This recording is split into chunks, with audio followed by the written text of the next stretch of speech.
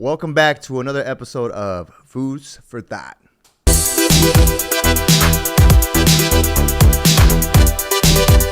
All right, today we got a very special guest, guys. We got a comedian in the house, also doing stand-up comedy, but he's been doing it for years on, I believe, TikTok, Instagram, YouTube. He went by King Bo.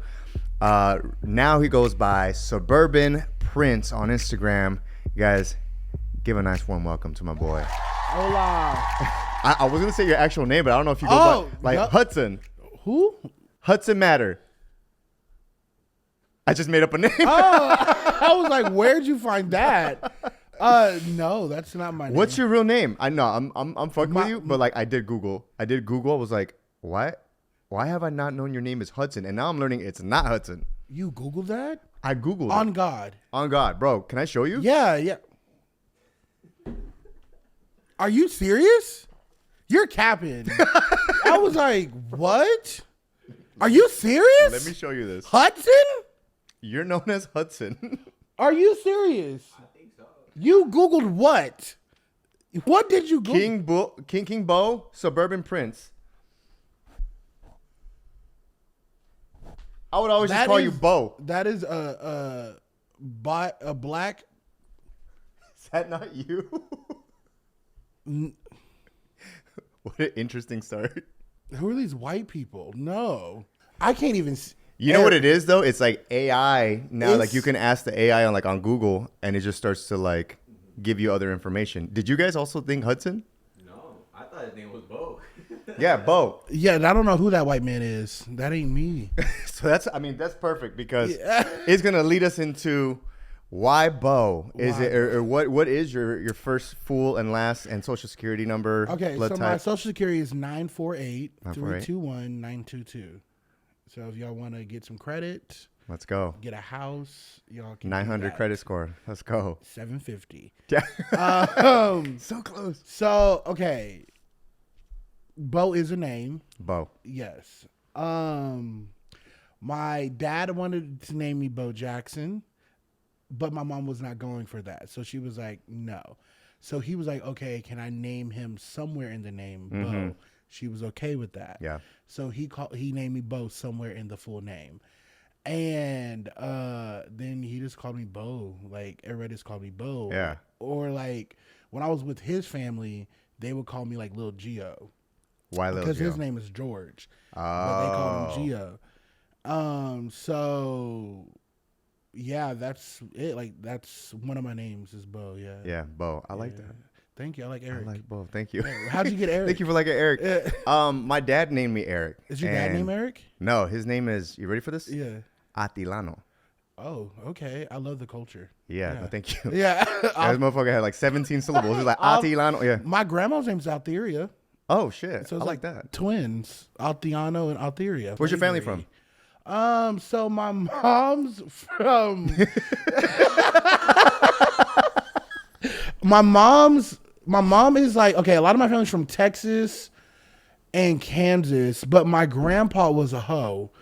And he basically had my grandma. Nothing wrong with that, by the way. And yeah, my grandma had 4 kids, right? Okay. 3 boys and 1 girl, my mom. And my grandpa was in Chicago too because he was a truck driver, and he had, I think, 10 kids. I think it was like 8 boys and 2 girls. And so they're in Chicago, yeah. So altogether, it's like 15, 16 of them. Wow. Yeah. So it's like Chicago, Texas, and Oklahoma. Then my dad, his story is really weird because he didn't know who his real like family was because his mom dropped him off at a doorstep. And she said, I guess, like, this is your son to this man. Come to find out that was never his actual son. His dad lived across the street. And the mom came. It was like a thing. So I don't really know where he's from. Yeah. I think Kansas, but I don't really know his ministry. Wow. Well, Hudson, let me ask you this. Where did you get so much of your comedic element, man? Because you're so funny on Instagram. All right. I feel like your facial expressions is something I vibe with very much. I've always been very big on like facial expressions. And for you to like get so in tune and like get into this character, like what was it for you? Like kind of like, did you have any inspiration, or were you just like? No, I've always, because me and you hung out. Like Yeah. I know Eric. Like this is not our first time hanging out. Yeah. Um, His name's not Hudson. Also. Yeah, it's Nicki Minaj, and but ever since I was a kid, I always had like these very expressive reactions. It was just like a normal thing, like. And honestly, when I first started making the POVs, I didn't know I was making any like crazy face. I was just like reacting to stuff. Yeah. And people started pointing it out, and then I would watch it and I'd be like, oh my God, why am I doing that? And then I remember one day I was just like, I want to like make my videos set apart. Like, I don't want anybody to like kind of like, you know, it's easy to do the same idea, but I want people to know, okay, this is like a Bo video. So I started playing more into the expressions and to like the chaos of it and to the exaggeration of the whole videos I do. Yeah. And I think that's when everybody like, they like really took off, because I was kind of, I guess I wasn't doing anything different. I think I was just being so much more of my like self in the video, to where it was like a breath of fresh air when people would watch them. Yeah. No, but that's what I like though, is like Yeah. just how like it's almost like animated. Yeah. And And I love I that. shock myself. Yeah. Cause like there's times, Are you editing and laughing? You're like, No, I'm not laughing. hilarious. I'm like this. I look ugly as hell. no, what? Yeah, I'm like, I don't have there's spit on my side of my mouth. There's ash on the eye. I look crazy. And nobody's telling me that. And then when I get home and I edit it, I look like at my assistant. I'll be like, so should I fire you? You didn't help me? Yeah, because bitch, what is this? What if they were like, I thought that's what you were. They do cool. say stuff like that. And it's like, you know, honestly, Yeah. I get it. Yeah. Well, I'm saying it too because it's like I've done a lot of like facial expressions and Yeah, you're the my OG. videos. Oh, stop! Come on. Eric literally acts like this man has 12 subscribers and he been working at a law firm for 40 years. Eric acts like he's not on a world tour right I just now. started, guys. Please, He's this in is my his first time. He's on his Beyonce, Taylor Swift, Jay-Z Please. tour. Please. No, you know what it is, and it's probably like a imposter type of situation Yeah. because I know like when I first started, like I was very happy with like the views that I would get at the beginning, which was like 1,000 on a video, and I was like, oh yeah, I made it, dude. 5,000, like, oh fuck yeah. Yeah. Whenever I hit like my first like million, you know, like it took forever. So like back then there wasn't a lot of like content creators like that, you know? Yeah. So I think mentally for me, I was like, man, you know, like what am I, like, is this good? Do people like it? And it spread by word of mouth because there wasn't Twitter yet. There wasn't Instagram, nothing. Yeah, I remember when I first seen it, I was 9 in Kansas City. No, I was 11 in Kansas City. Stepsister at the time, because my real dad found a girl and he was shacking up with her in wedlock. Yeah, bondage.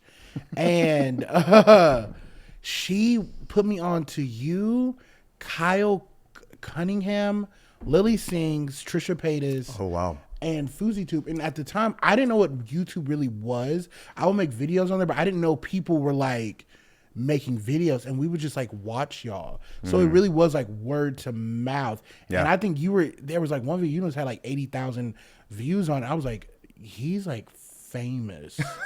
Like I used to think that was insane. Because now if a person get 80,000, you're just like, He was like, oh man. yeah. It's getting It's serious time out to here. look for a job. Time to get a second income here. Yeah. Yeah, no, it's the beginning of YouTube was definitely interesting with shooting stuff, and like we still had a job on the side, you know, like Yeah. I was like working with little kids, like I was teaching them and helping them with their homeworks, and you know, like that's what I was doing.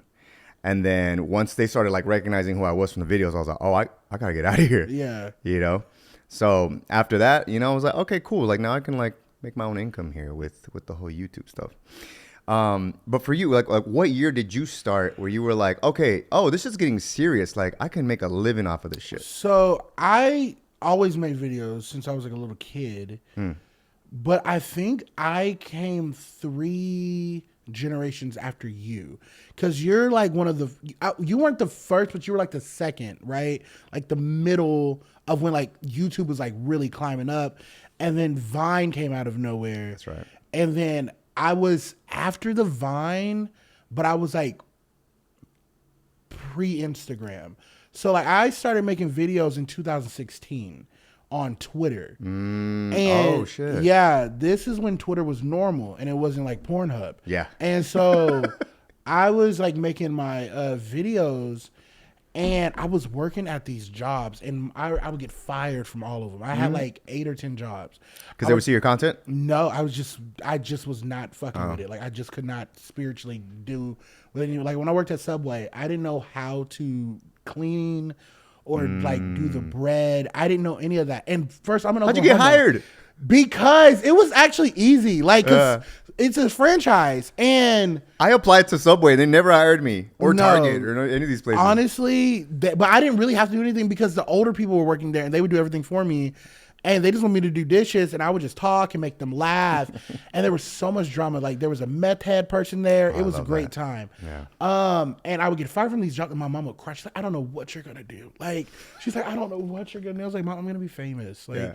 and she would look got at this. me, and she would be like, you. Like, I don't know what's wrong with you. Like, I don't know what you're going to do. But she was very, like, worried. But I didn't really care because I genuinely was like, I'm just going to do what I want to do. I want to act. I want to be famous. I want to entertain. If, you know, Eminem could do it, I can do it. That's how I used to think. And so I kept making these videos, and they started going viral. And I started getting, like, remember the CPNs? Is that what they used to call them? Like on YouTube, like to get paid. Collab and Studio 71 and The creator networks. yeah, like the creator networks so on YouTube. Collab hit me up, and they were like, hey, we can put your videos in these Vine compilations and we'll pay you for them. And I was like, oh, cool. And my first check, to me, that was a lot. It was 3,900 or no, Hell whatever. yeah. And I was like, I was in high school, and I was like, oh shit. my God. Yeah. Like, I'm making $3,000. You show your mom? Yeah, What did she because she say? had to set up a PayPal. Yeah. And she was just like, I mean, I'm going to put some in savings and you can have a little bit. But I was like freaking out. But the money was like very inconsistent because also like it was still so new. And so I remember after I graduated high school, I was going to go, I wanted to go to LA, like right off the bat. Yeah. My mom was like, she would never financially support me. My stepdad said that. At this point, where were you at? I was 17 in Oklahoma. Oklahoma, right? Okay. And I was like, okay, I'll go to college. Yeah. Well, I burnt my house down. So I was like, damn, I have to go to college, you know?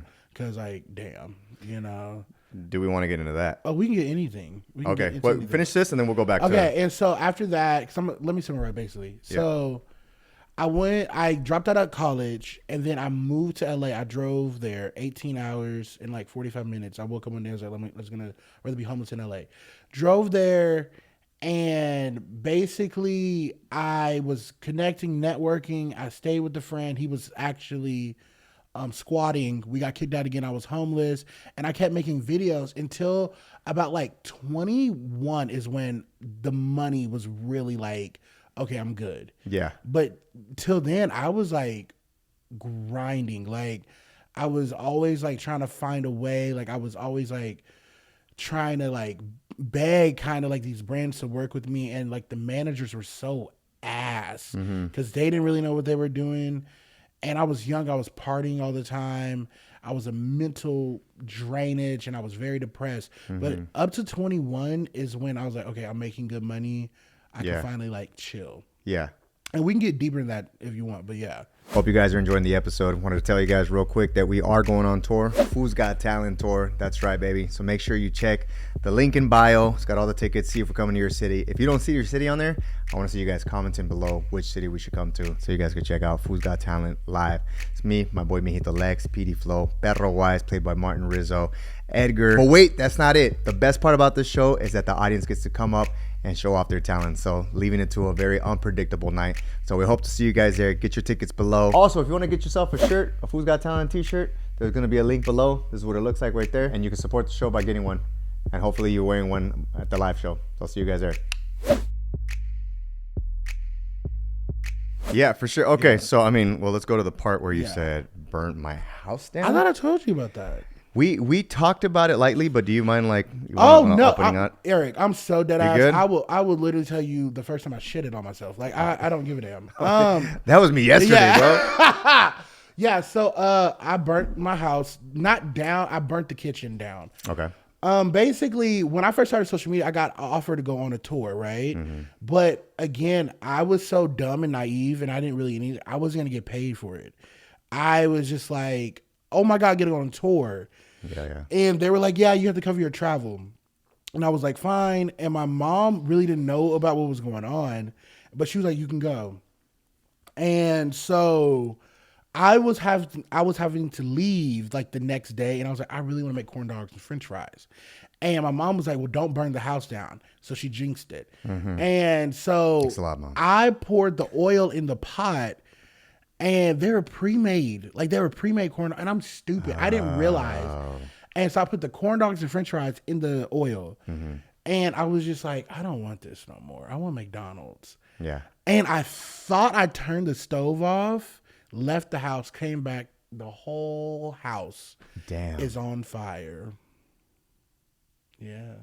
That's insane. Yeah. But how was the McDonald's?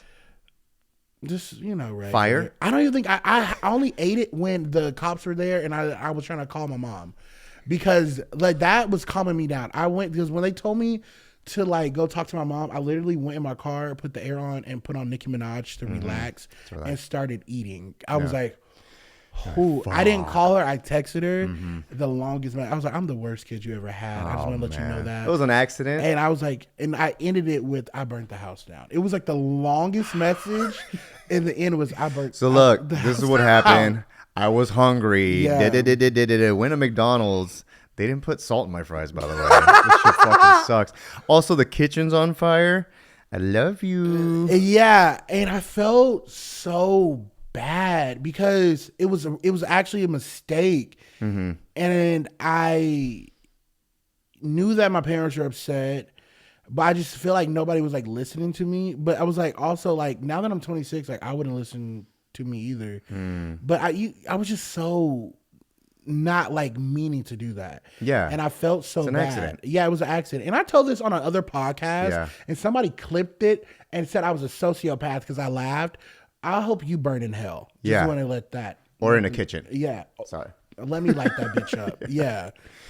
What the fuck? So that's crazy. Also, just a mistake, right? Yeah. Like, I think for a lot of us, like when we're younger, there's things that we do and by accident, And we're not thinking. Yeah. And obviously, it's like it's gonna be how like our parents react to shit, right? Especially when you're so little. Yeah. How old? You said you were 17. 17. Yeah. Okay.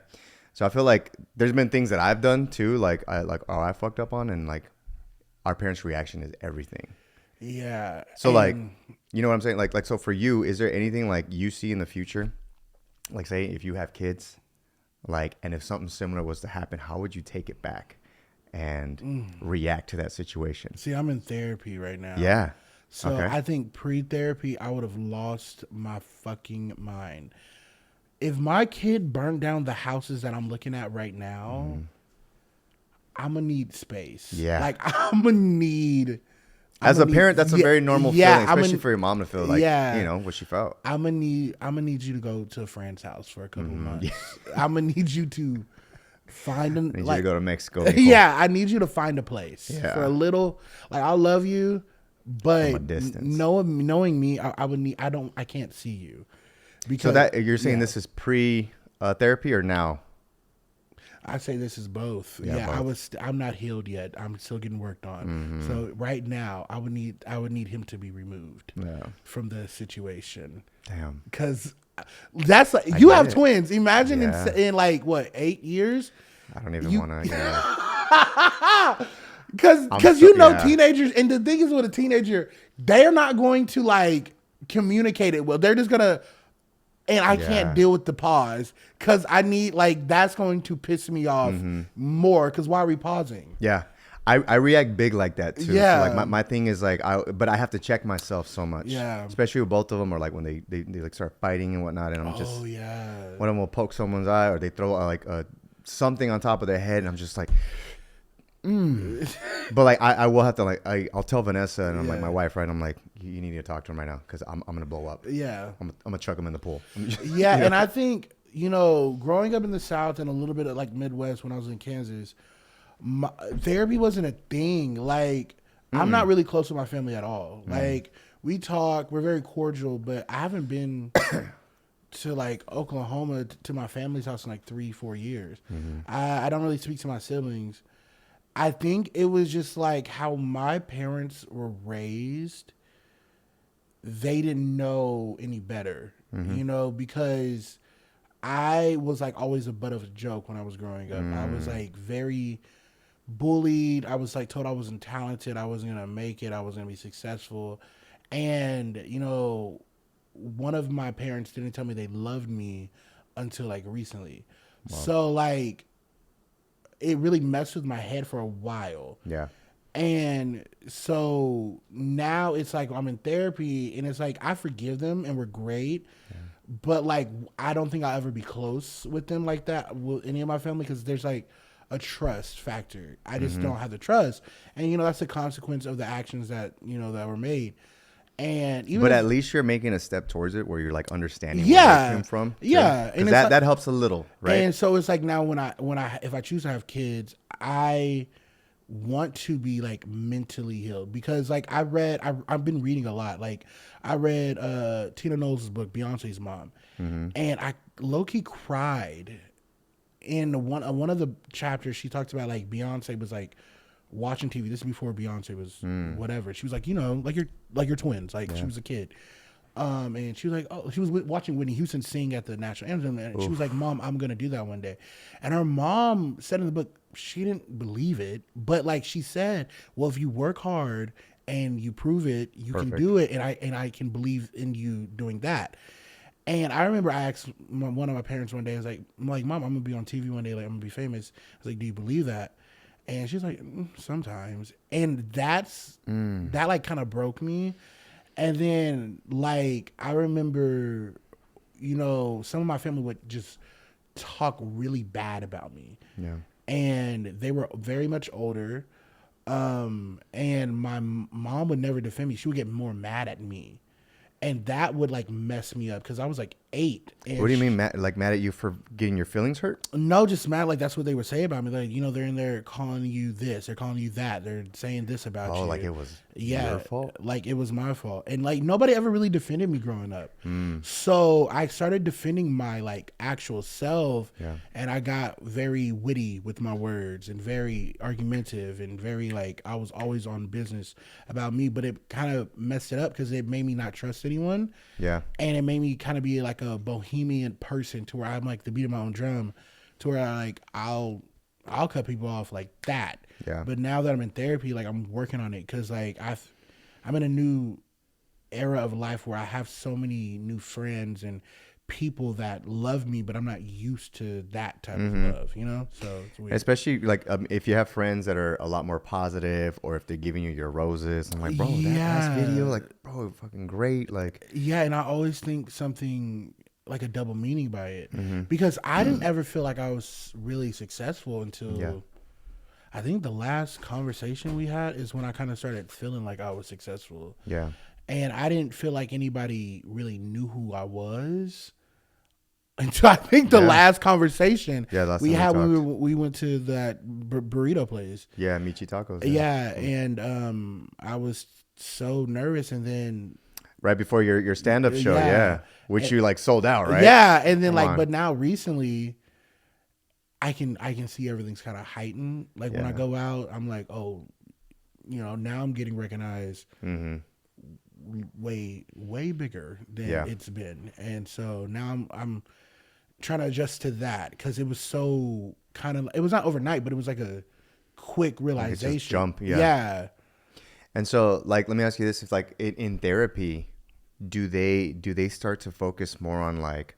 Because I feel like this is something I would tell myself if I was in your situation. Like, am I like, this is dope. I'm receiving this love from a lot of different people, you know, especially social media or friends now that I'm working with. Yeah. It's like, but am I loving myself on the inside? So me and my bitch Clara, that's my therapist. Let's go. I wish I could FaceTime her right now, but do she it. told me to stop doing stuff like that. Hey, bitch. Yeah. Clara. So It's Hudson. She literally, because I have OCD and BPD, right? What's So OCD, I know OCD, BPD. borderline personality disorder, Oh, right? okay. But so I got diagnosed with that when I was 21, and I was really depressed. So I think it was very heightened. But now that I have a therapist, and that is not from online, that's like a real life therapist. She tells me like you have tendencies of BPD, but you have scrupulosity OCD. And basically, borderline personality disorder is just like, I don't really know how to explain it, but I get like paranoia and I get very manic. And then I'll feel like I'm oversharing, that I'm doing too much, and then I'm this and I'm that. It's like that, but she classified it as tendencies because it kind of plays with my OCD.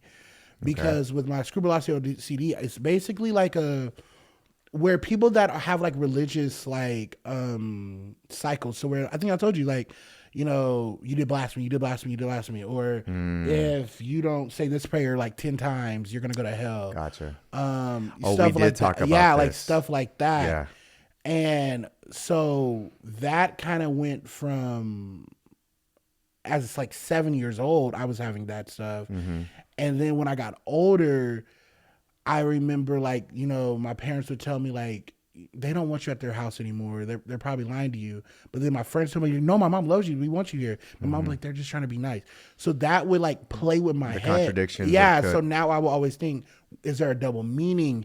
And I think that's kind of what grew the tendencies of BPD. So that's kind of what I go through. Yeah. In my head. Yeah. I think whenever we spoke last, we talked about how like we had the fear of like hell. Yeah. And like, I don't know if you remember, but I told you, like, I grew up in a church, like Yeah. in Compton. My grandfather was a pastor. Yeah. Yeah. And so like, I remember like one time he was just saying like, if you don't do that, you're going to hell. You do this, you're going to hell. And like, that stuck with me forever. Yeah. So every single time I was always like, God, do you love me? Like, Yeah. Am I messing up right now? And I used to say like, I love you, God, I love you, God, I love you, God. That Yeah. would be like that was a sign of like the OCD, like I'll have to do to like calm me down.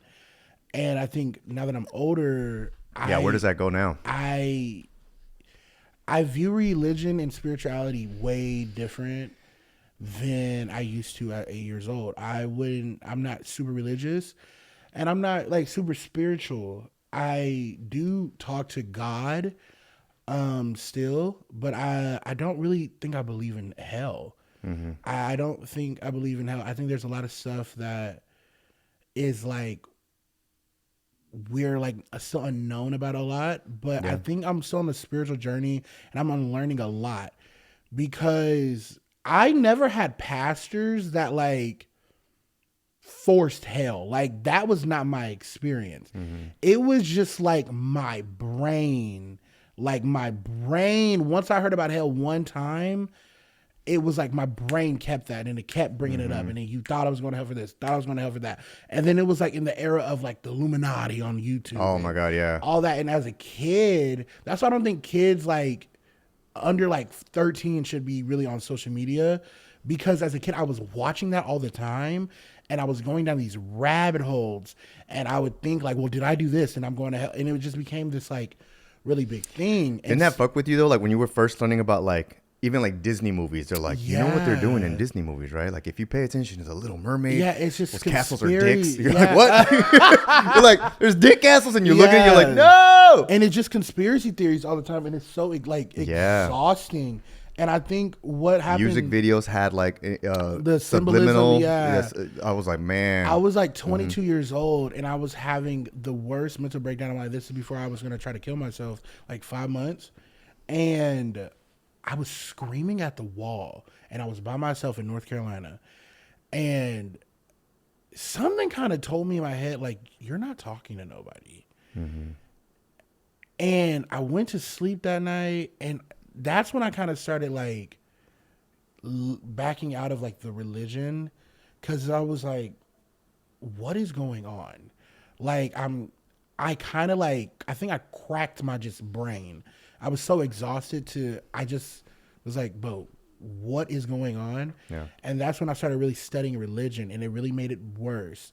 And then I was in like the psychosis, and I felt like God wanted me to move to Wyoming and never talk to anybody again and delete all my social medias and live on a field. And I remember I was telling people that, and people were just like looking at me crazy.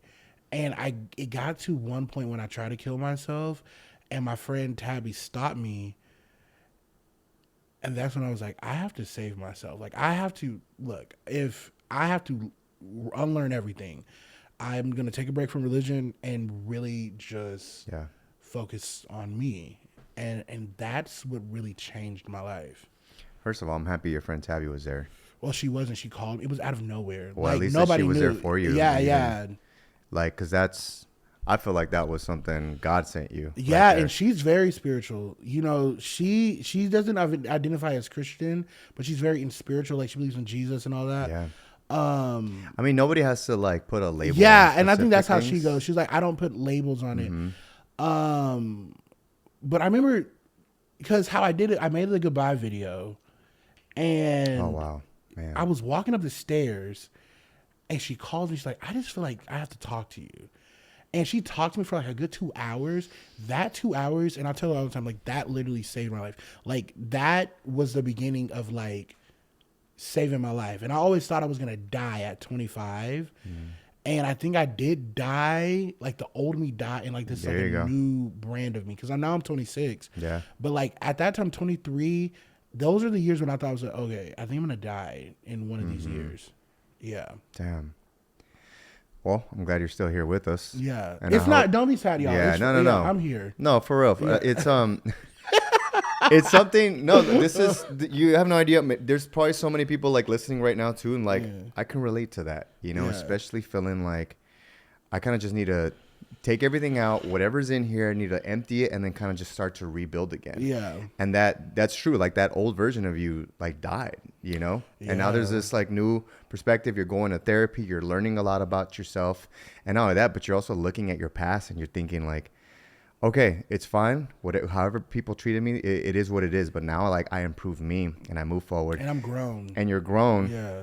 But also like, you know, you meeting people, like you can empathize with people now. Yeah. So people that are going through similar things, you're like, listen, I know what you're going through, and you can say like the right thing for what they're going through. Yeah, and I think also because I used to be so not like, I wouldn't say mean, but very guarded. So I wouldn't want to make friends. I wouldn't want to talk. I really didn't care. And I realized I was just really hurt and I was really tired. Yeah. And I think now that I've given my like spirit enough of rest and I'm not so much as guarded, it feels so good to like just be in the presence of others and like just meet new people and not think, oh, they're gonna like think I'm a failure. Yeah. They think I'm gonna wash up. Because I used to think my career was over at 19. Like I thought it was done. I thought it was a wrap.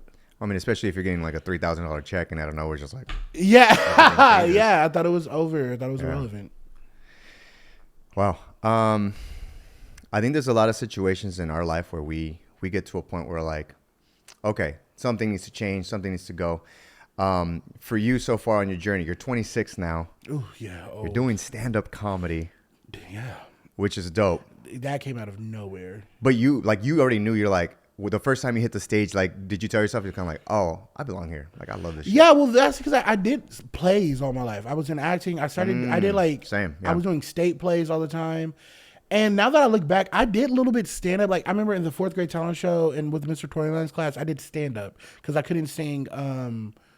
I think I was trying to sing like some song and it was really nasty. And they were like, you can't sing that. So I just started talking and people were laughing. And then I remember when I was 21 years old, I was with my friend Jawan and Shan, and we were all like, came back from Bourbon Street. We were in New Orleans.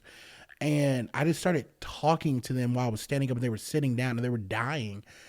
And now that I do stand up, I'm like, it's kind of like little glimpses of like, whoa, this was like what I was supposed to be doing. You probably have something too. Like, I haven't seen your stand-up yet, but I can tell like some of the clips you posted, like you have, you're very comfortable up there. Like, You would think so. No, listen, I know what you're talking about because like I did theater too. Yeah. And when I jumped into the stand-up world, a lot of comics, like I would tell them everything. I was just kind of like, oh, I'm kind of nervous. Like I don't know. This is my first time. They're like, oh, you'll be fine. And when I get off, they're like, bro, you looked very comfortable up there. It took me years to look that comfortable. How did you get there? And then I told them, I was like a theater kid. Yeah. And they're like, oh, that's why. So like I'm okay with like eyes looking up at me, and I'm just like in my head, I'm like, oh, I hope like my jokes land. That's what I'm worried about. Hope I'm funny. That's what I'm worried about. But the way I'm delivering, the way everything, like maybe I've been so used to putting on a mask and like being comfortable, because like no, on the inside I'm like I'm scared. Yeah, I'm I scared throw of up. Yeah. right before they call my name, I'm in the back like. No, yeah, that's why what you told me earlier, I was like, oh no, not right now, right now. That's We were talking. I'm sorry. Go ahead. Finish your thought. No, because I will shit on myself. Yeah. Like, if I'm not prepared, I will literally shit Same. on myself. I drop a big old doozy right before. I'm like, there you go. Get it all out. So, fools. Hope you're enjoying the episode. Want to let you guys know that right now we're doing a 20% off. That's right, for the house fool.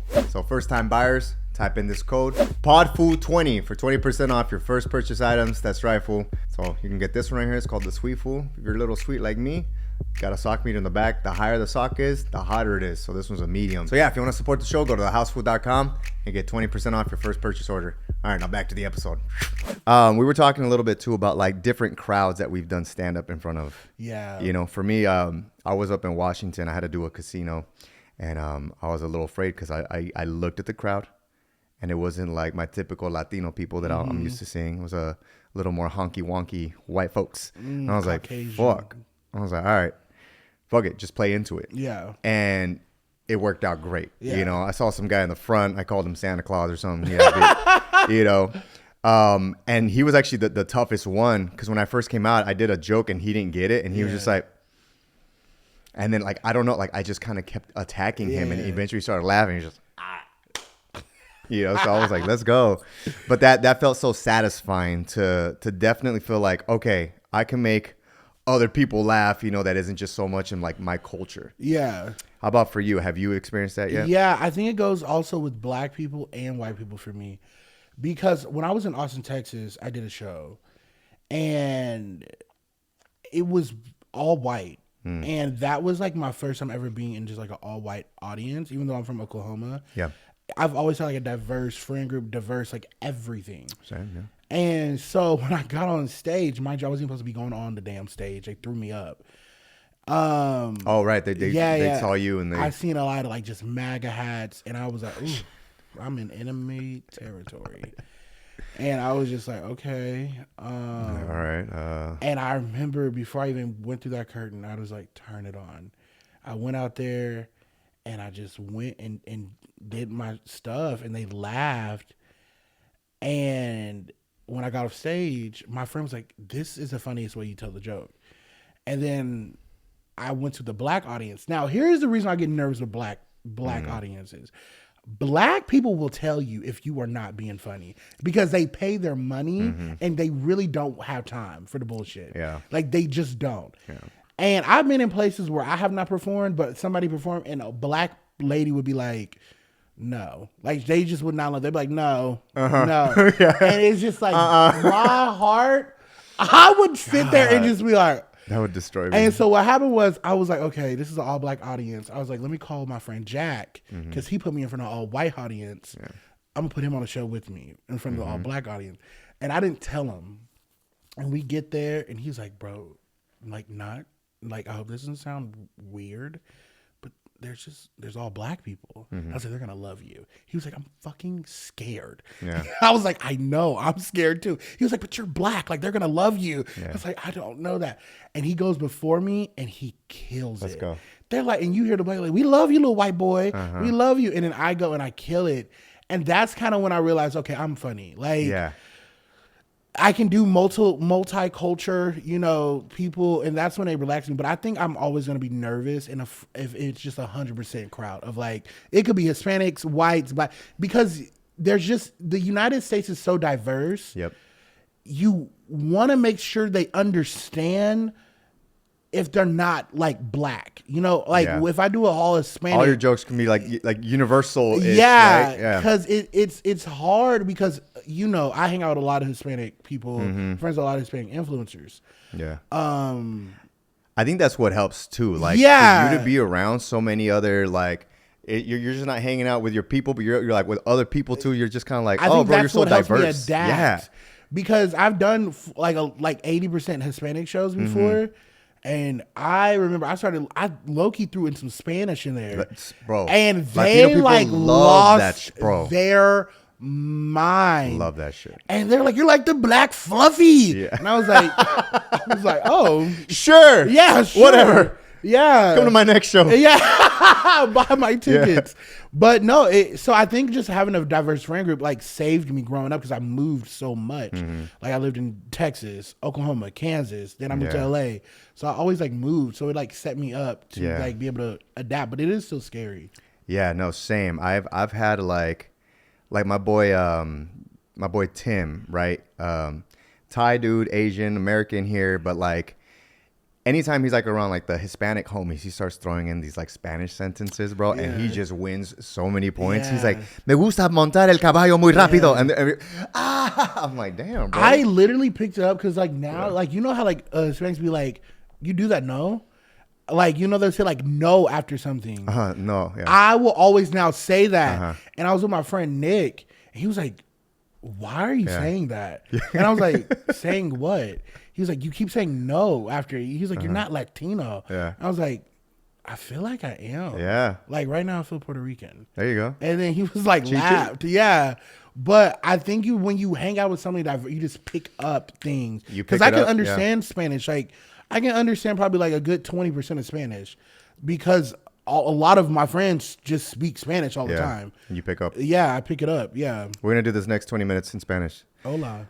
Hola, ¿cómo estás? Me llamo Alejandro. ¿Y tú? Alejandro? Yeah. No Hudson? No. No, Hudson no. Ok, bueno, pues, ¿y cómo va tu día? See, he's going too fast. No. I don't go faster than the Puerto Ricans. Puerto Ricans go. Hell, I can't understand no Puerto Rican. Yeah. I listen to Bad Bunny. I'm like, this is not Spanish. Yeah. Even me, I'm looking at the lyrics like, that's what you said? I'm like, bro. Yeah, shout out to Bad Bunny. He watches the podcast. Thank you, bro. Oh, really? Thanks for subscribing. Shout out to Bunny Bad. Shout out to El Bad Bunny. That's what you say in Spanish. El Bad Bunny. El Bad Bunny. El Bad Bunny. Bad Bunny, babe. Bad Bunny. Bad Bunny, man. baby. Just mixing up the... That's how he says it in this song. Bad Bunny, baby. Bad Bunny, baby. I'd recommend people out there to definitely get yourself a diverse group of friends. Yeah. Because I see like a lot of like friends that are like, they just kind of hang out with all their Asian homies, all their black homies, all their Hispanic homies. And I think that stunts mix it up. you. Yeah. Because like you don't get other perspectives. And I think it's okay to, I would even say, argue with your friends in a healthy disagreement. Yes, argue. in a very good way. Because that's how you like learn other people's perspectives. That's a good point, Bo. Yeah. Because like me and my friends argue, me and Christian, we will argue. Christian's for hilarious, by the way. Yeah. Days. Like me and Christian, I remember I was arguing with my friend Michael, and Christian pulled me over. We were out at a club. He pulls me over. He's like, "Talk to me." Then all of a sudden, me and Christian get in an argument. And it was like, after the end of the argument, I was like, "I do love you." Like, and he loved, and we were good. But you just understand other perspectives, and it kind of checks you for like, you can't be stubborn. I think that's such a good friendship. It's so healthy to do that, like to challenge your friends with specific things. Because sometimes you don't see some of the bullshit you'll be doing or saying, or, especially in our world of social media and like, we gotta have like our egos checked a little bit sometimes. Yeah, and all my friends would check me like at the door. Like I have a friend Blake, like he's one of the most talented people I know. He's in New York right now, and like I'll sing. He was like, "You're on the wrong key." Yeah, I love that. Yeah, he was like, "But it's not. I'm not shocked." Yeah. Then I'll sing. He's like, "Just because it's louder doesn't mean it's good." And then I have a friend Jason, and Jason would just like check me, and then Tabby would check me. Yeah, like all my friends really check me, and I think that's why good. I'm so like still chill. Yeah, I think it's good. I think to a moderate level too, because sometimes if people start telling me things, I'm like, all right, shut up. Stop telling me what to do. Like my wife, like she's very quick to, like she'll tell me, she's like, "Hey, you're being a little cringy right now." Oh God! Like what did it? She goes, "You just like started singing out of nowhere, like you're singing the loudest." And I'm like, and it doesn't mean it's good if it's the loudest. Yeah, just listen, just tone it down. Like, all right. Like sometimes she'll give me a look and she goes like from across the room if we have like guests or she's like, And I'm like, that is oh my God. I would go in my room. I Yeah. would go in my room and lock the door. I'm like, I need a shit. Yeah. Yes, no facts. But it's good. I like people like that, people that check you. You know, is there let me ask you this. Is there things that you dislike in friendships, or right when you meet somebody, you're like, I'm not going to vibe with that person? Yeah. Because I feel like you can vibe with anybody. Like my friend Tabby and I, like I've been knowing her since I was like 18 and she was like 16 and like, and her mom calls me her son now. I hated her when I first met her. Wait, her mom? No, I hated Tabby. Okay. Tabby fucking hated me. Like she used to be like, I don't know why he calls me. Like I hate him. Oh, wow. And Wait, she's telling you this, or she told you she this? told me this Yeah. straight up, and I told her I hate her too. I just didn't know why we kept talking every day. Yeah. But we grew to like become like siblings. Like I call her my mom. Like, and I even think with like some friends, I just genuinely hate. Like the thing with me is I might not like them, but I realize now I'm a very forgiving person. So like there might be things they do, but if I go by intention, so if you're not doing intentionally, then I can't really get upset with you, because I'll be like, okay, I don't like that, and we'll talk. But then I'll start realizing, okay, I don't think you know you're doing it, so I can't really get mad at you for doing it because you really don't know. Yeah. But if I find out you really do know, that's when I cut you off. Yeah. You know. How important are first impressions pretty important to you? Or do No, you kinda- because I look crazy on the internet. Like I look crazy. And the thing is, I don't think anybody's that important to make the first impression the best impression, because Yeah. you're probably thinking in your head like all the shit you have to do today, your kids, your wife. Yeah. They're probably thinking like you're not the main character of anybody's life to put that much pressure on yourself to be the best. And because once that first impression's over and you were the best then, well, now every other week you might not be that same person. Now I'm like, damn, what happened? Yeah. Yeah. I like that you said that, because for the longest I was that guy. Oh. I was very much like, I want to make a very good impression on whoever it is that I meet. And it was like, so kind of how you were talking about with your life, like growing up, like for me, I was like, man, I want people to like me. I wanted people to like me. And I think that came more from like my siblings got a lot of the attention and I didn't. Same, yeah. So like I whenever people laughed at one thing I made, like I would like make a little mental note. So Yeah. So as I got older, I guess I was like, oh, I want people to like me. I want to make a good impression. I think for me, I wanted my family to love me. So once I realized, okay, I'm not going to get the love that I want, I kind of just stopped giving a fuck. And I wish I could have gotten to that sooner. yeah, but I got like that at 9, and I wish I never got like that. Damn. Because they kind of made me cold-hearted to admit. And then with me being funny, I was just always funny. I never viewed it as a talent until a year ago. I was always searching for my talent. That's why I was so involved in acting and into music, because I wanted to show my talent.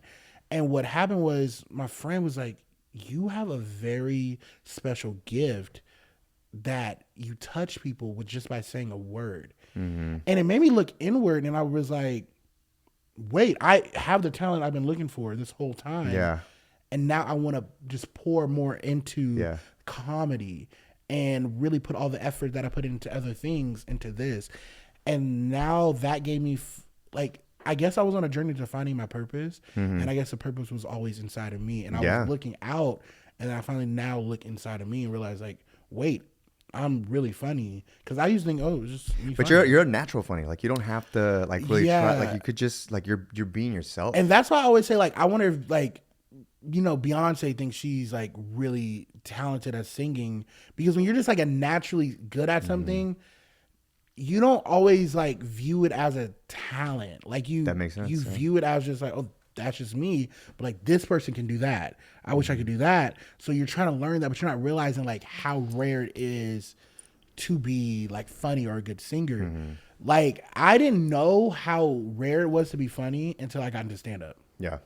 Yeah. No, it's a thing because Yeah. listen, a thing, yeah. it's 100% a thing, because like I've already noticed like I maybe like touched like or cross like boundaries for other people that I didn't even know was there. Yeah. Right. So like me popping in, being a social media person, and some new like comic like pops in to see my show. They're like, "Who is this guy? Like, how did he sell out?" Yeah. I'm like, what do you do? I'm like, "Oh man, I make content on," but like they don't really understand. They're like, like, well, this is not online. Are you all right. stand-up funny? Yeah. Oh well, I mean, the people laughing clearly because like they know you. Like, And it's like, let me take you to one of my nobody's laughing rooms. yeah. I'm like, whoa, okay, shit, damn. See, but you're a very nice person. I'm probably a little too nice. Yeah, you say that shit to me, I will literally lose my fucking mind. Like, why would I want to go to your 5.5 people room?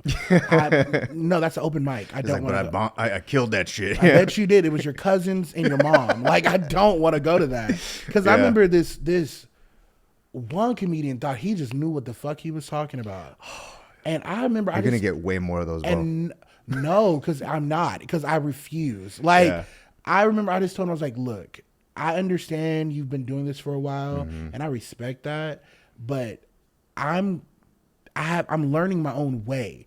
And I was like, I study a lot of comics. I'm not just doing this for like money. Yeah. Like, I'm doing this because I really respect the craft. Yes. Because I told him, I was like, do you think I will be doing 10 comedian shows if I cared about money for a whole year? I did not make any money from stand-up until recently, because I was doing like going to like shows, auditioning to be on these sets and auditioning to be on this show at this club and doing 5 to 3 minute sets and with 15 other comedians. Like, I don't need you to just hassle me because you think I'm trying to get quick rich or some shit like that. That's not how I was doing it. I think it's just stepping on toes on certain people that are like, you know, been doing it for years, and they're looking at, oh, this guy just comes out of nowhere and he thinks he's gonna be, you know, taking the training wheels off and just riding his bike like nothing. And that happens. It does happen. And that doesn't mean especially you're not for someone that's like a natural talent like yourself. Yeah, but that doesn't mean you're not gonna make it either. You know, like I've been on both sides of that now, right? So like you're saying I'm a nice guy. I literally, I almost went in like kind of submissive in a way. I had one of my buddies, and we'll break in like 2 minutes. I had one of my buddies.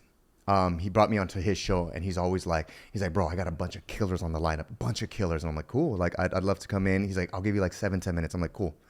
So I go in, and like, I go into the green room, and the vibe just feels a little like tight. Like the air is very tight because they see me walk in, and like, I think they know like who I was. Cause you know, you tag everybody on the flyer. Yeah. And maybe I had more followers than everybody there, you know? So it kind of turns into like a weird, you know, thing. So like my submissiveness was like, hey, what's going on, man? But I'm still new with this shit, bro. Like, I don't know what I'm doing, you know, blah, blah. And they're like, oh, okay. And so I think that opens up a door for them to be a little more friendly, or like, oh, okay, cool. Like, he's not like super egotistical.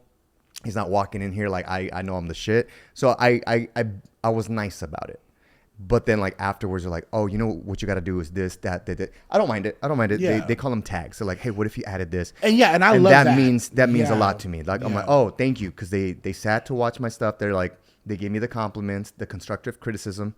They're like, hey, you know, your writing is actually really good. Yeah. When you get up there, like your story, like, it's good. He's like, I would add this. I would, you know. But then you meet other comics, and they think they just know everything. Yeah, and it gets different. Or sometimes like they don't know they're being offensive. They're like, "Hey, you actually did good."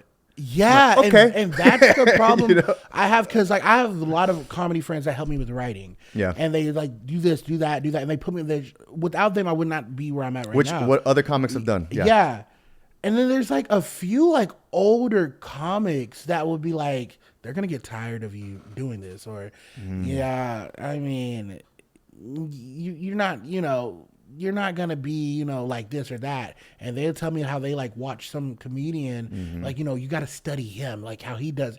And it's just like, I'll tell them like, I don't want to be like him, like, and I always like be respectful, but I think it's just sometimes people just want to like hog everything and be like this high school mentality, like, oh yeah, a new kid here, like, let's haze him. And it's like, a lot of people don't do that now. And that's why I like a lot of comedians, but then there's them old heads that are just like very like stubborn and very like they want to gatekeep as much as possible. Yes. Yeah. And that's where it becomes frustrating right now. Cause like there's been people like I've put on, and then like I hear they say something behind my back, like, oh yeah, dude, like that guy's not gonna, and I'm like, wow, that was interesting, bro. Like I thought I was helping you out, but okay. Yeah.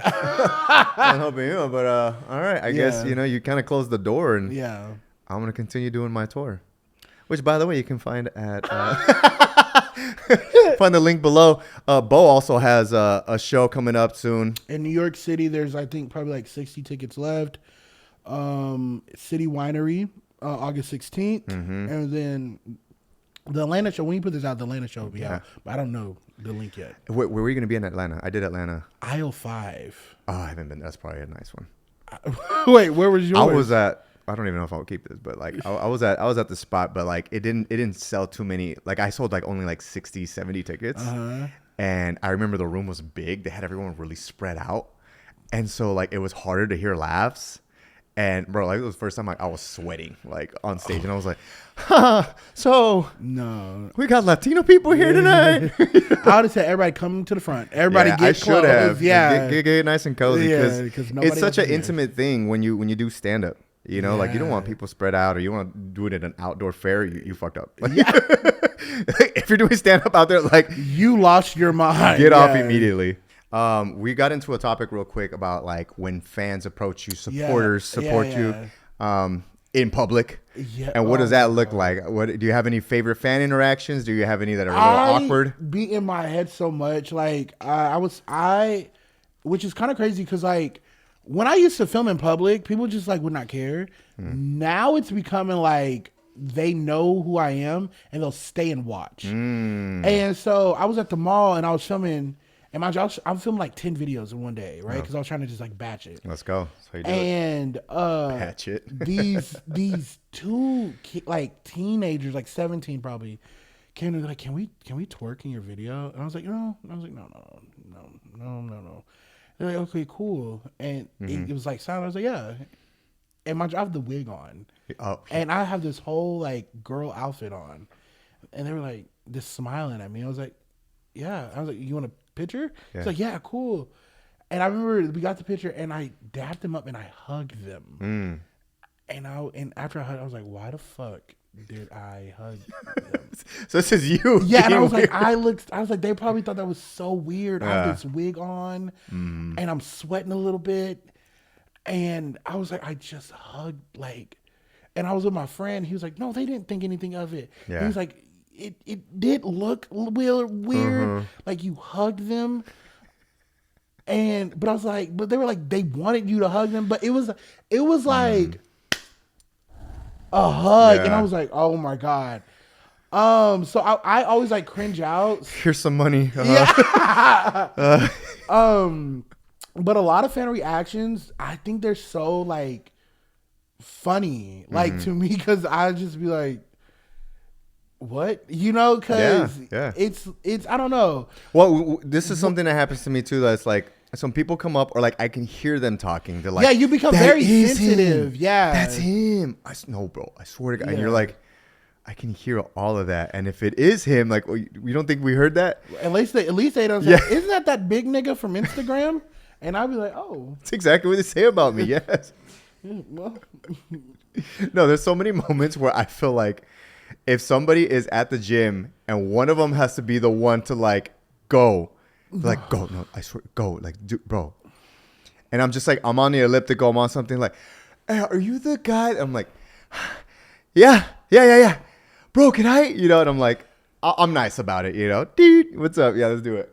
I was in the sauna with my friend Edwin, and it was a bunch of men with their shirt and in drawers, and I'm in there and I'm listening to like music. Mind you, I'm listening to like pop music because that gets me through a sauna. Same. What kind of pop? Chaperone. I discovered her recently. I don't know what that is. Chaperone. She's really good. I wouldn't know if I heard it. You would know. Yeah. No, you wouldn't. Your dad. So okay. Yeah, your wife. Thank knows. you. Your wife knows. She probably does. Yeah. I'm hip. I'm hip hop. Hip hop anonymous. Hip hop. Da. And we're in there, and this dude taps me, and I didn't know because I'm listening to music. And with my friend Edwin, he's listening to music. He taps me. He's like, "Yo, you're King Bo, right?" And I was like, "Yeah." And we start talking, and then he's telling me like how much like I made him be like comfortable with himself. Oh yeah. And all of a sudden, and then he like, he kind of came out in the sauna, and I don't know if he like was coming out or like he was already out. But he like just like he's like, yeah, now I'm like, he was like, you helped me like be comfortable with myself. And yeah. he's like, I'm gay. And I was like, congratulations. How was that timing for you? Yeah, though? it was just, but it was like a awkward thing because it's really hot. Yeah. You're in your underwear. I'm like in a hoodie and jeans, and I'm listening to Chapel Roan, and you hear it now in the music because my headphones are off. I gotta listen and you to hear it. It's Femininomenon. It's like it's a feminine song, and my friend Edwin's like confused, and the other people, and they're like, "Yeah, we love your videos," and I'm like, "Yeah," and I'm not really knowing when to like, can I put my headphones on? And we're just talking, and then my timer comes off. I was like, well, I gotta go. Yeah. He's like, yeah, thank you. And good luck. Yeah. And I was like, don't go back in the closet. Yeah. And I was like, we laughed. Yeah. And I was just like, that was like awkward. But you know what? For them, they was like, I'm not gonna get this opportunity again. Like, But yeah, because you don't think, I think it's because we all hang out with each other, right? Yeah. So we don't ever think of us as in like anybody like famous or whatever. So when other people like recognize me, my friends don't make me feel famous. Like you don't make me feel like Christian damn sure doesn't make me feel famous. So it's just like, it is like cool and it's fun, but it's like a little bit like, whoa, like, you know what I mean? it's just it's a interesting interaction for them. And I think sometimes as they're going up to, they don't know what they're gonna be like, what they're gonna say. Yeah. And they just kind of, because I had a similar thing where I had these two dudes that came up to me, and they're like, I need you to know, like, the two gay dudes, and they're just like, I want you to know, like, your videos like inspired me to be comfortable with who and so I was confused. And I was like, what did I do with it? I was like, what if I mean, great, but like, it's like, yeah, you used to do like your sleepy bitch videos. I was like, oh shit. I'm like, yeah, oh shit, hell yeah. He's like, I fucking adore her. And I'm like, oh my God. I forgot about that bitch for a little bit, you know? Yeah, and then they'll say, like, can you do this again? Yeah. And I don't remember. When they put you on the spot, like, hey, can you dance for me right now? Like, what? And I was like, no, not right now. Because I don't even remember the video. Like, and you remember it word for word. So have they hit you with the quote yet? And then you're like, where the fuck is that from? Yeah, but no. Because mind you, I've been doing this since I was 17, right? Yeah. So a lot of people know me from different eras, but a lot of them are more just like been following me because I think my followers and me have like low-key a parasocial because I'm always in my broadcast channel. I'm always like talking to them. When I'm on live, I treat them like friends. Take notes. So a lot of them, this is why I've been following you for years, like they know me. But then a lot of them will be like, remember Rebecca? And I'll be like, who? And then they'll show me a video from when I was 17 years old in a car screaming. And I'm like, delete this. Please. Delete this. Because now they're getting reposted on TikTok. Oh, and they're going viral. And I'll read the comments like, this is how I got introduced to Kimbo. Oh, this is how he used to be when he was a teenager. And I always please delete this. Yeah. Because I look crazy. There's this one video where I was in a tight ass tracksuit from second grade and I was 16 years old, shocked that I could fit it. I was tiny. And I'll run in the kitchen and I'll jump and land on my face and get up. I just got kicked off a track. And I was like, I never did track.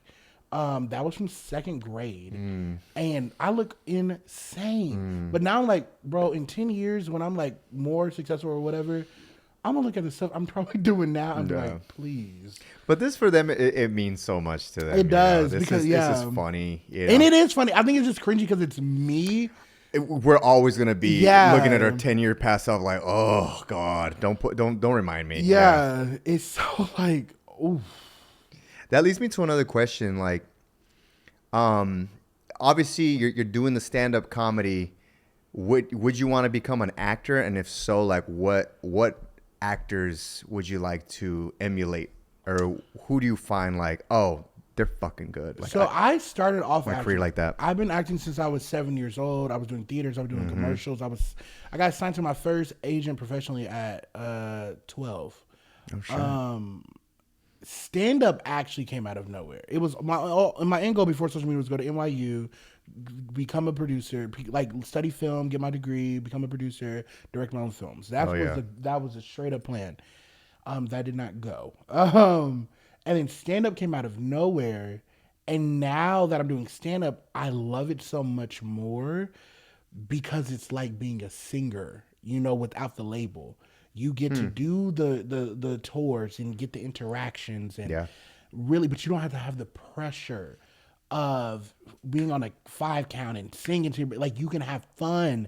Yeah. And so I think, I always want to do acting. I will still always do it. So I think the person I would love to emulate in a way would always be like Kevin Hart, but it also would be Dave Chappelle. And it will also be a splash of like Tyler Perry, because Tyler Perry didn't do stand up. He did plays. Yeah. And I always thought about making a play and going on the road with it, but those are just so exhausting and it's so hard. But like his story was really insane, and I don't think there's anybody like that where they're just where he went through a lot, but how he did it was he made his own plays and just went on tour with them.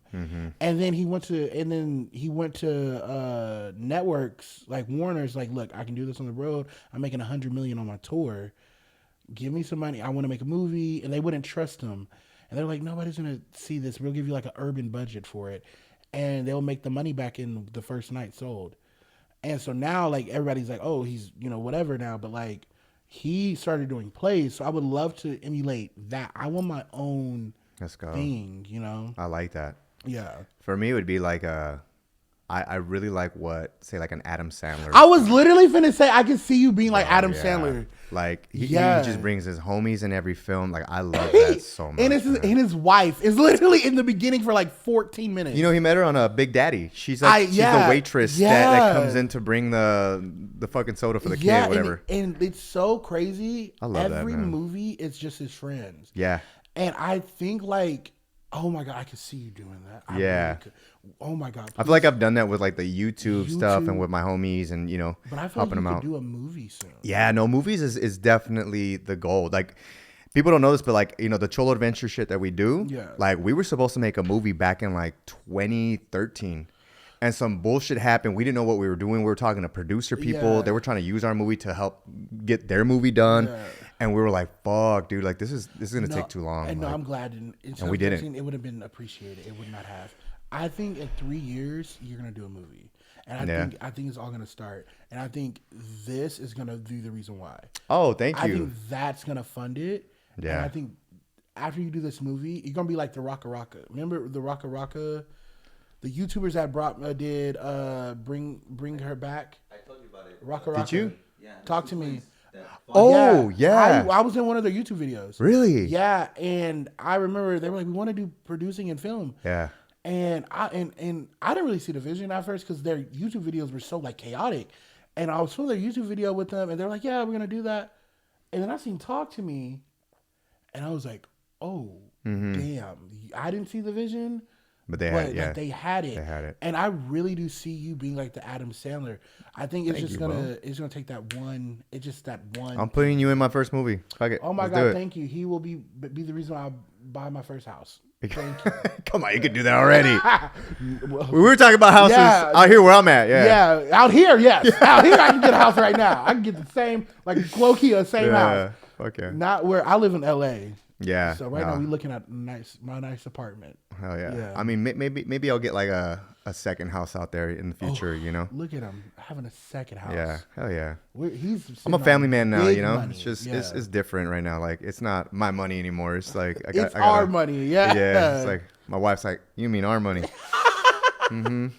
But no, I'm excited for you to try. I gotta send you some sweet food. That's got honey in it. The food is on the way. I'm gonna dip it the Friday night. Hell yeah. Yeah. Fuck yeah. Well, I'll let y'all know if it's good. I love that. I'm gonna do a story. I'm like, hey y'all. Yeah, like, hey, no, this shit ass. Bro. No, because I do the reviews on the movies. I don't know if you see on my stories. Like I'll go to a movie. And I'm like, I'll let y'all know how it is. Oh yeah, I have seen that. Yes. Bro, talk about Cinderella. I did not know people were gonna take what I say as literal. Because now I'm going to premieres, right? Yeah. And on the reviews, I get like 80 to like 200,000 views on the story. Oh shit. I did. So you got a big impact there. I didn't know. I was just rambling. I did a review on I Know What You Did Last Summer. Yeah. And people were like, I thank you. I'm not going to go see it now. Yeah. Thank you. Because I know if you said it was sucks, it's. And I'm like, ooh, please, because I don't want this to affect my career. Go see it. but it is not a good New movie. Line Cinema hitting you Yeah, up like. but then I remember I said I liked the movie that everybody hated, and I forgot what movie it was. And they're like, "You fucking lying! They're paying you. They're paying you." And I was like, shit. "Bitch, I have an A-list plug on AMC. I'm with the A-list. Like, no." But it's weird because I just always used to review it, and now people are taking it. That's funny. There's something there. You should Yeah, probably now like I'm a review. I'm a review. Yeah, the thing. fuck yeah, review Yeah. it. Imagine I review it and it's so No, I'm so confident you're gonna love it. I'm like very confident. It's fucking delicious. I wouldn't put my face on it if it wasn't good. You know what I mean? But it is spicy. On the very back, we got a little sock meter. The higher it is, the hotter it is. You should TheHouseFood.com. You should do the pepper. What's that thing where the celebrities gonna eat the peppers? Oh, the fucking like the challenge shit. Yeah. Like the wings or it was it wings? Yeah, wings. Yeah. yeah. Oh, with Sean Evans. What Hot is it? Wings. Hot ones. Hot yeah. ones. Yeah, I think you should. We should do that. an addition to that. But I just hate milk, so if you can give me some strawberry milk, I'll do it. I got you. I got some ice cream. Ooh, yeah, I'm lactose tolerant, but I'll. No, use... it's like the fruit based ones. Oh no, I don't do sherbet. Oh, Yeah. I got ice cubes. Water. What is ice cube? No, Is that water? Yeah, just ice cube. Ice cubes. Yeah. Ice cubes. Yeah, I was like, water? Let's get into some of these questions. On Instagram, I asked, you guys have any questions for Bo? And we got a good list of questions. So I didn't even know people are going to care to ask questions. Bro, about me. we got some questions here. There's probably going to be some things that we already like answered, but let's see. 1 second. My old ass just... I have an orthodontist meeting next week for my eyes. Oh, do you? Yeah. Orthodontist? Is that oncologist? Oh, wait. Orthodontist, is that your feet? Wait, yeah. Orthodontist is like mouth and Oh, mouth? then what's Oh, the yeah. eyes? Optometrist. Optometrist, yeah. Yes, I'm sorry. I didn't go to college. I dropped out. Okay. I'm going to go one. This is a good one. Bo, what is the scariest thing you've ever witnessed? Scariest thing. Oh, now we're going to get to some scary shit. Okay, legally, I can't say something, but I'll tell you something I can say legally. Or make it up or say something that Yeah. my friend told me. I was 16 and I was living in Oklahoma, and my friend Jakari, Dorian, who else was in the front, and some other kid I can't remember. We went to this party on the east side, right?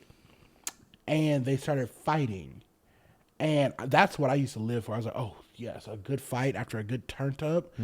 And so the cops were coming. I said to my friend, drive into this parking lot, turn the car off, make it look like we're there. His windows weren't tinted. So the cops pulled up right behind us, and they were like, what the fuck are y'all doing here? And my friend Dorian went to go put the seatbelt on so we can leave because they were telling us to leave. And the cop pulled out his gun on us, and he told us never to bring our black asses back to the east side. Oh my God. Yeah, and I was like, oh my God, is this racism?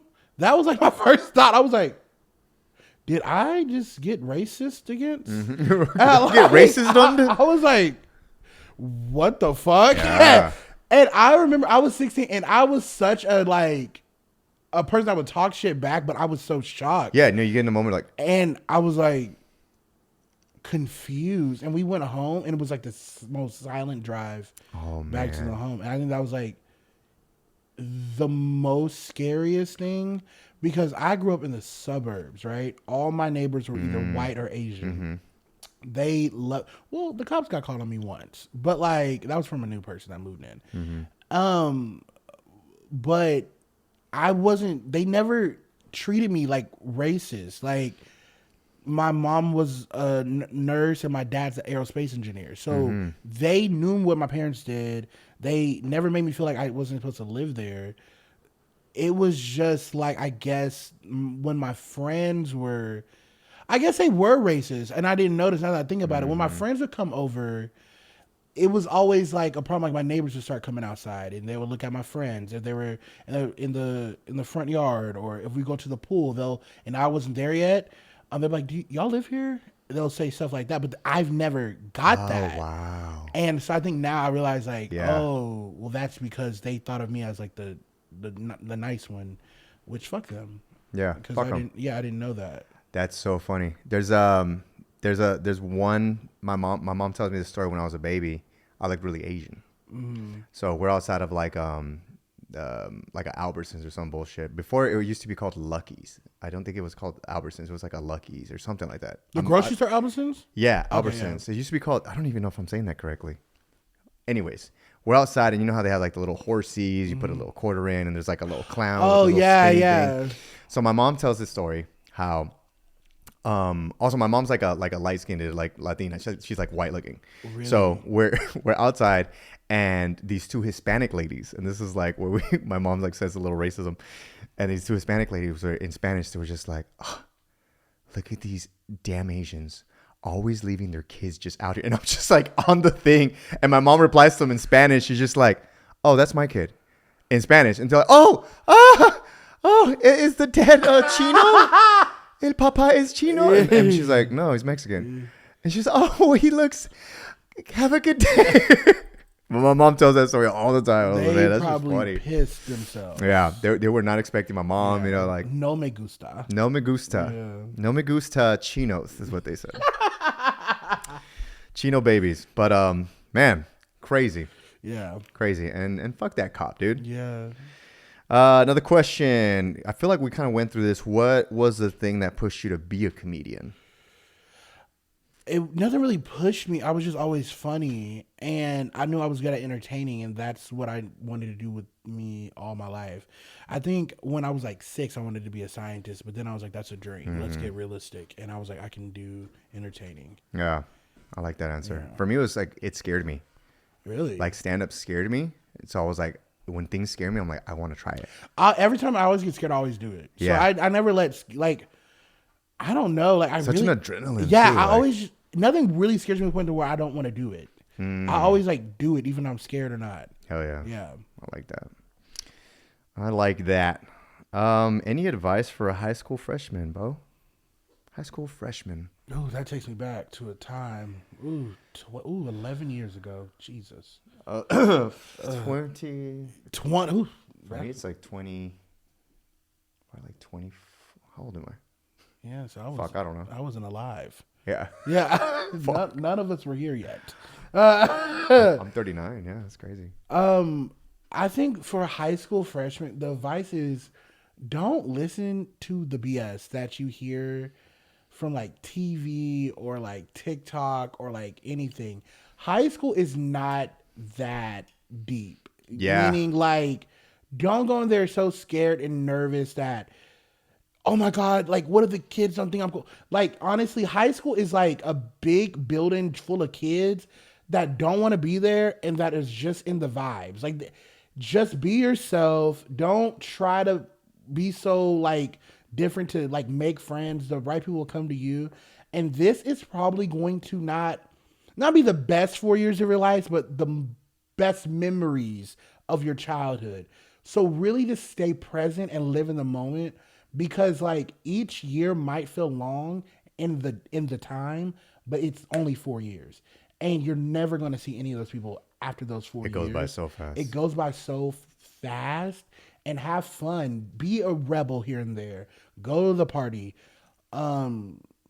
Kiss the girl or guy. Like, do things. Make sure it's consensual.